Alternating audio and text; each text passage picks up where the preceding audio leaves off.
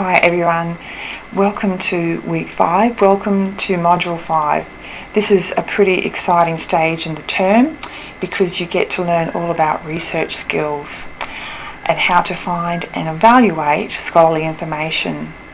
And the reason I think it's so exciting is that you'll realise that there's this whole world of research that isn't necessarily even available to someone who isn't a student at a university like ours. So you have access to databases, to resources, because you are enrolled as a university student here, and you will also learn that there is just so much more to being an effective researcher than just completing a basic Google search. And believe me, there are lots of students at university who think that that is all there is to being an effective researcher.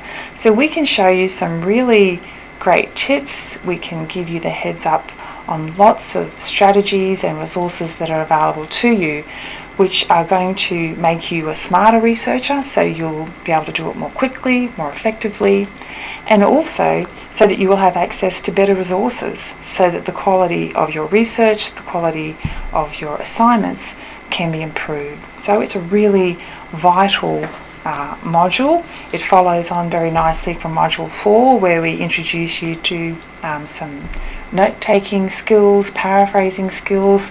Clearly those are also very important to be an effective researcher. So as with all the others, we ask you to go through study guide module. Obviously, because we're looking at research, you will have to jump online, you'll have to explore the websites, become familiar with things like Discoverit, how to do an advanced Google search. There are some really useful websites that you will be directed to that are going to help you. Now, the other document that I'd like to draw your attention to is this one. It's the Information Literacy Guide, which has been produced by our team of librarians here at CQU. And you'll notice that there are lots of similarities with what's in our Module 5, and that's because we have worked very closely with the librarians to make sure that we were giving you the very best and the most current information about research skills.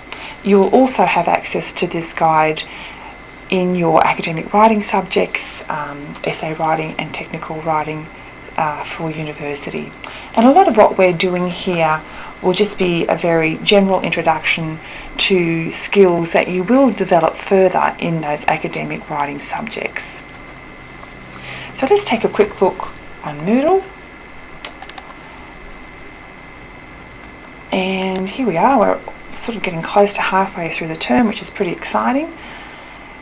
Now, I just wanted to point out a few things here. These resources are significant. There are some videos here which are going to help you understand how to use Discoverit, which is a CQ University tool for searching, how to refine your searches, and some tips there on how to use Google Advanced. We also give you exposure to journal articles and how to go about evaluating those, as well as other types of resources. We do give you a very specific way of evaluating or assessing something in terms of whether it might be useful to you for research purposes. So you'll be introduced to the RAOC criteria, which refers to relevance, authority, objectivity, and currency. And don't worry if that doesn't fully make sense, all will be revealed as you go through the module. And you will also see reference to that in the Information Literacy Guide. So there's lots of activities here, and we really urge you to complete all of those. They are going to give you a much better understanding of all these concepts than if you just try and read through it without actually completing the activities.